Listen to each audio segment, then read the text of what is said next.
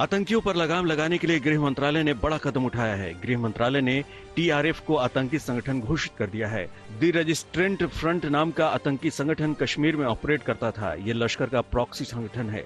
गृह मंत्रालय ने इसे आतंकी संगठन घोषित कर दिया है। कश्मीरी युवाओं को आतंकी बना रहा था ये संगठन। इसके अलावा लश्कर कमांडर मोहम्मद खुबैब को आतंकी घोषित कर दिया गया है। खुबैब इस समय पाकिस्तान से ऑपरेट कर रहा है। सीमा पार से वो भारत में आतंकी गतिविधियां करवा रहा था। लगातार ये आतंकी घाटी को अशांत करने की कोशिश कर रहे थे और अब इन्हें आतंकी घोषित कर दिया गया है।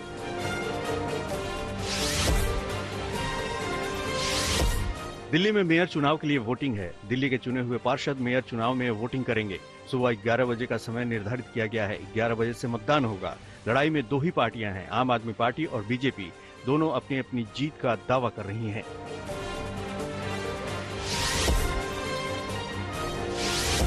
मेयर की रेस में आम आदमी पार्टी पार्षदों के नंबर के हिसाब से आगे दिख रही है, लेकिन मेयर चुनाव में एंटी डिफेक्शन लॉ लागू नहीं होता। मतलब क्रॉस वोटिंग पर कोई रोक टोक नहीं है। पार्टी का आदेश मानने या न मानने के लिए पार्षद स्वतंत्र हैं और अगर क्रॉस वोटिंग हुई तो फिर किसी भी दल का उम्मीदवार मेयर बन सकता है। मुकाबला दिलचस्प है।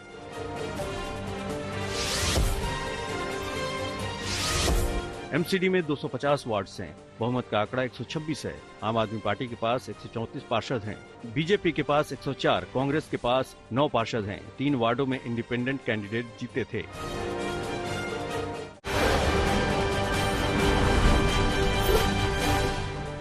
पश्चिमी चंपारण से नीतीश कुमार ने समाधान यात्रा की शुरुआत की। अगले 16 दिनों में वो बिहार के 18 जिलों में जाकर लोगों की समस्याओं का समाधान करेंगे। बिहार के मुख्यमंत्री ने कहा है कि समाधान यात्रा के बाद वो पूरे देश की यात्रा करेंगे और विपक्ष को जोड़ने की कोशिश करेंगे। नीतीश कुमार के ऐलान पर बीजेपी ने पलटवार किया और उनकी यात्रा को व्यवधान यात्रा बताया।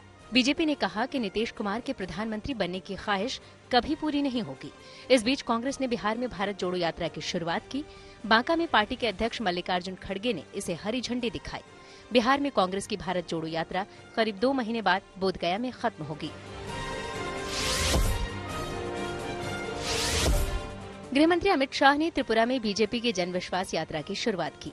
इस मौके पर उन्होंने कांग्रेस पर जमकर निशाना साधा और अयोध्या में राम मंदिर निर्माण की तारीख का ऐलान कर दिया। अमित शाह ने कहा कि 1 जनवरी 2024 तक मंदिर तैयार हो जाएगा।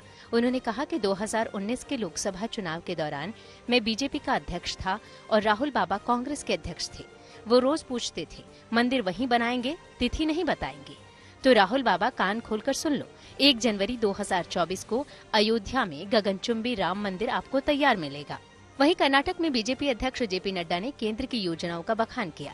चित्रदुर्ग की सभा में बीजेपी के अध्यक्ष ने कहा कि सरकार के फैसलों से समाज के हर वर्ग को फायदा हो रहा है।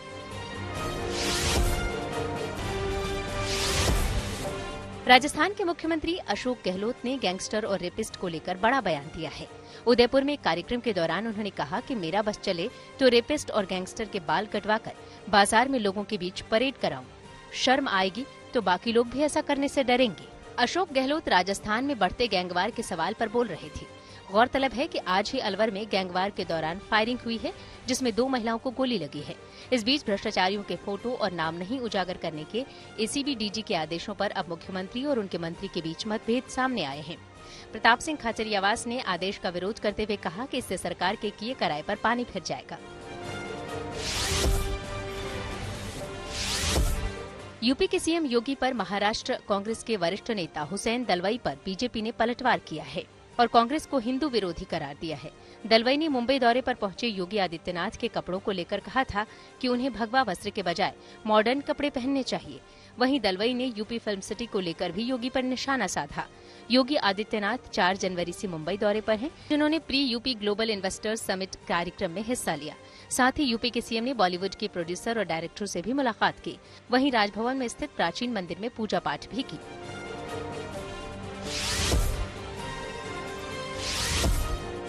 वंदे भारत ट्रेन पर हुई पत्थरबाजी मामले में बिहार के किशनगंज से 3 आरोपियों की गिरफ्तारी हुई है। तीनों को ट्रेन में लगे सीसीटीवी फुटेज की जांच के बाद गिरफ्तार किया गया है। पुलिस के मुताबिक तीनों नाबालिग हैं। वंदे भारत ट्रेन पर पत्थरबाजी को लेकर जमकर सियासत हो रही थी। पत्थरबाजी को बीजेपी ने मुद्दा बना दिया था और लगातार ममता बनर्जी को घेर रही थी। ममता बनर्जी ने पलटवार करते हुए कहा कि ट्रेन पर जहां पत्थरबाजी हुई वो पश्चिम बंगाल में नहीं बल्कि बिहार में है। ममता के बयान के कुछ ही देर बाद पुलिस ने तीनों आरोपियों को गिरफ्तार कर लिया।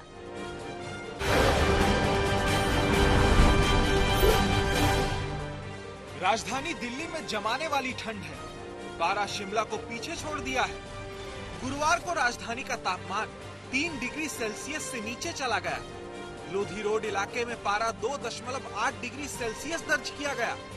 मौसम विभाग की माने तो आने वाले 48 घंटे गंगा यमुना के मैदान पर भारी हैं। तापमान और नीचे गिरेगा, ठंड और बढ़ेगी।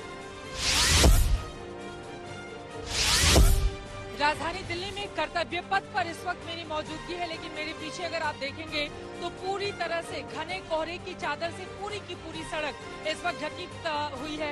मेरे बाईं तरफ पीछे संसद भवन है और दोनों ही तरफ नॉर्थ ब्लॉक और साउथ ब्लॉक है और भीड़भाड़ वाला ये हिस्सा। लेकिन आपको बताते चलें कि अभी रिपब्लिक डे परेड की वजह से अभी चारों तरफ बैरिकेडिंग करके रखी गई है, इसलिए सन्नाटा आपको इस सड़क पर दिखाई दे रहा है। लेकिन पीछे की तस्वीरें आपको दिखाना चाहेंगे। बिल्कुल सीधे जाने पर राष्ट्रपति भवन पड़ता है, लेकिन पीछे कुछ भी नजर नहीं आ रहा है। सड़क की दोनों तरफ जो लाइट्स लगी हुई हैं, सिर्फ वही लाइट ही आपको नजर आ रही है। कुल मिलाकर राजधानी दिल्ली के हर हिस्से में यही हाल है। लोधी रोड में आज सबसे कम तापमान रिकॉर्ड किया गया है 2.8, वहीं सफदरजंग में 3 डिग्री सेल्सियस रिकॉर्ड किया गया। और माना यह जा रहा है कि शुक्रवार, शनिवार और रविवार इन 3 दिनों तक दिल्ली वालों को राहत बिल्कुल नहीं मिलने वाली है। शीतलहर का प्रकोप झेलना पड़ सकता है राजधानी दिल्ली के लोगों को। दिल्ली ही नहीं, पूरे एनसीआर में जबरदस्त ठंड है। नोएडा भी दिल्ली की तरह कांप रहा है। कोहरे और शीतलहर ने इस शहर को अपनी चपेट में ले रखा है। विजिबिलिटी बेहद कम है, अलाव का ही सहारा है। दिल्ली एनसीआर में सर्दी का सितम लगातार जारी है। जिस सर्दी के लिए दिल्ली जानी जाती है, बिल्कुल वही सर्दी इस वक्त दिल्ली एनसीआर में पड़ रही है। आप अंदाजा लगाइए, एक दिन 4 डिग्री सेल्सियस, दूसरे दिन 3 degree Celsius minimum temperature Delhi और एनसीआर में रिकॉर्ड किया गया है। बहुत ज्यादा जो मुश्किलें हैं वो है कोहरे की वजह से। फ्लाइट्स डिले हैं, ट्रेनों की आवाजाही पर बहुत जबरदस्त असर है क्योंकि विजिबिलिटी बहुत ज्यादा कम हो जाती है। दिन में ही लाइट जलाकर कार चलानी पड़ती है और विजिबिलिटी बहुत कम होने की वजह से, धुंध बहुत ज्यादा होने की वजह से एक्सीडेंट्स का खतरा भी बहुत ज्यादा बढ़ जाता है। आपको ये भी बता दें कि राहत अभी बहुत जल्द मिलने वाली नहीं है क्योंकि मौसम विभाग का कहना ये है कि जो वेस्टर्न डिस्टर्बेंस है उसकी वजह से 6-7 तारीख को और ज्यादा सर्दी बढ़ सकती है और कोहरा होने की वजह से और ज्यादा मुश्किलें आ सकती है। ठंड और कोहरे का असर दिल्ली आने वाली ट्रेनों पर भी पड़ रहा है। दिल्ली आने वाली 19 ट्रेनें समय से पीछे चल रही हैं। Darbhanga New Delhi express, Puri express, Brahmaputra mail, Ghazipur Anand Vihar express, Mumbai Amritsar express ट्रेनों के लेट होने की वजह से रेलवे स्टेशनों पर यात्रियों का इंतजार बढ़ गया है। प्लेटफॉर्म पे खड़ा हूँ, ठंड लग रही है बहुत ज़्यादा, काफ़ी ठंड पड़ रही है। जैसे हम लोग ट्रेन से पढ़ने आते हैं यहाँ तो ठंड है, लेकिन पढ़ने तो आना ही पड़ेगा। लेकिन बहुत ठंड है यहाँ, ट्रेन पे भी तो और स्टेशन पे भी तो कोई व्यवस्था नहीं है अलाव की। बहुत ज़्यादा ही है। मैं गोंडा से आ रही थी तो फिर ट्रेन में तो काफ़ी आराम मिला। फिर जैसे ट्रेन से मतलब मैं स्टेशन पे उतरी गोरखपुर, काफ़ी ठंडा था और आसपास कुछ मतलब बहुत इतना मतलब ठंडा कि कहीं रुकने का साधन नहीं था।